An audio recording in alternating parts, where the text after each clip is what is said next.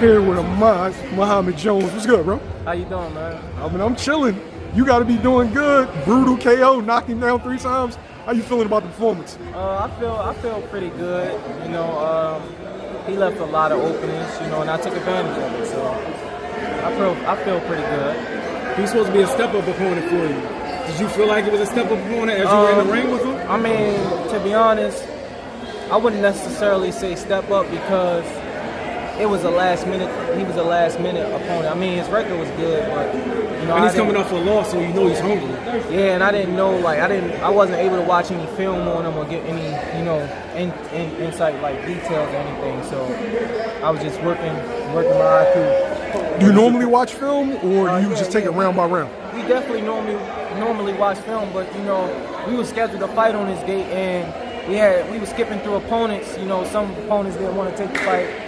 You know, so he was the last option because Joseph Beasley had fell out because he was suffering an illness. Yeah. Were you surprised you got the stoppage? I wasn't necessarily surprised. The way I got it, I was surprised. Now, this is your second stoppage. I know that the stoppage before this, they wasn't even expecting to stop this guy. The guy never been stopped you the first time, and he's been stopped ever. Now, you want a stop in the street right now. Are you the boogeyman at 140? If you trying to make a statement, what you telling these guys? You know, I fight fire with fire, man. So, you know, if they hit me, I'm hitting them harder. That's it. Now, we know Tony got, like, great connection with Top Rank. A few guys go in there, a few guys lost on there, though, from Tony cards.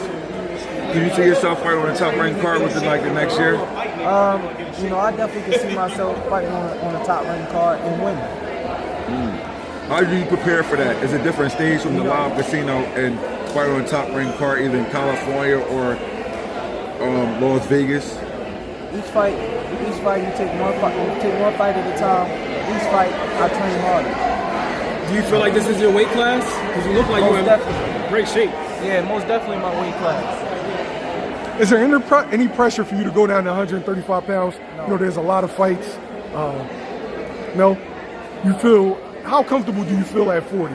Very comfortable. Very comfortable? Very comfortable. You can see yourself, like, cementing your feet here for the next 2-3 years? Yeah. You know, until I get a belt. All right, now that you got 8 fights in, what's the biggest difference between the amateurs and the professionals? The difference is patience. You know, taking your time, being able to set up certain shots. You know, in the amateurs, everything is like rushed. You know, you winning off of points. You know, they're not scoring a fight off of points in the pros. They scoring a fight off of who controlling the ring. You know what I'm saying? Who landing the cleaner punches and who's, you know, putting the pressure on the other opponent. Are you satisfied with the fights you're getting in the year 2024? Yeah, most definitely. My manager Marvin McDowell, he did a terrific job. You know, so he get these guys, you know, so I can step up and they can make me fight. I mean, that's what they doing. Where do you go next? I mean, do you feel like you can get another fight in before the end of the year? Yeah, so Jeter Promotion have another bout scheduled for November, so I'll be on that in November. Hearing a lot of comparisons between you and Gervonta Davis. How does that make you feel? You know, I'm me, you feel me? So it's like, you know, that's what I do, you know. I'm strong, he's strong.